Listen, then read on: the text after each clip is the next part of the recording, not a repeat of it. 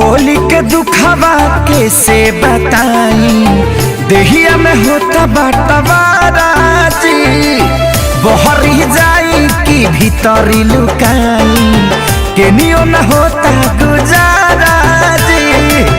माई रे माई ना छोड़ो सा दुनु भाई, चोली रंगा गइल पानी में, हमर सैया जी डालस पलानी में, छोटका देवर छोटका देवर डालानी में, हमर सैया जी डालस पलानी में, छोटका देवर डालानी में।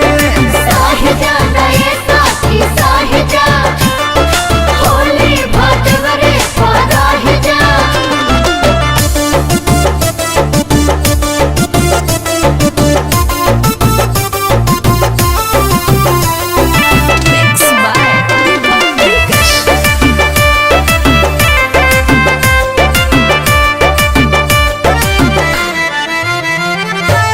दहिया मर गईनी रंगवा से भर गईनी, डबल मरद के फेरा में पड़ गईनी।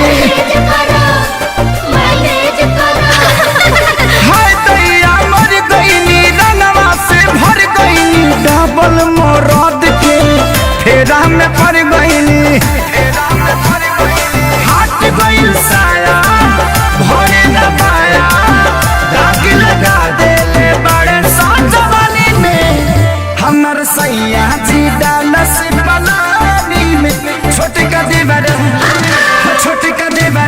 डालानी में, हमर सैया जी डालस पलानी में, छोटका देवर डालानी में।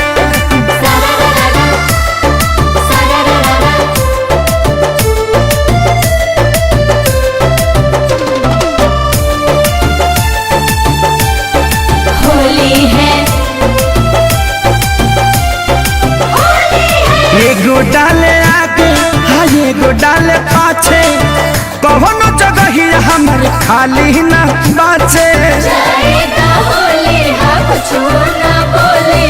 एगो डाले आगे एगो डाले पाछे, कौनो जगह ही हमर खाली न बाचे।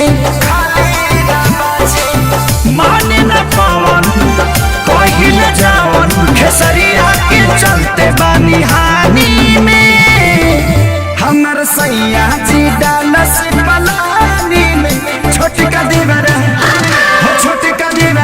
डालेला बखानी में, हमर सैया जी डालस पलानी में, छोटका देवर डालानी में।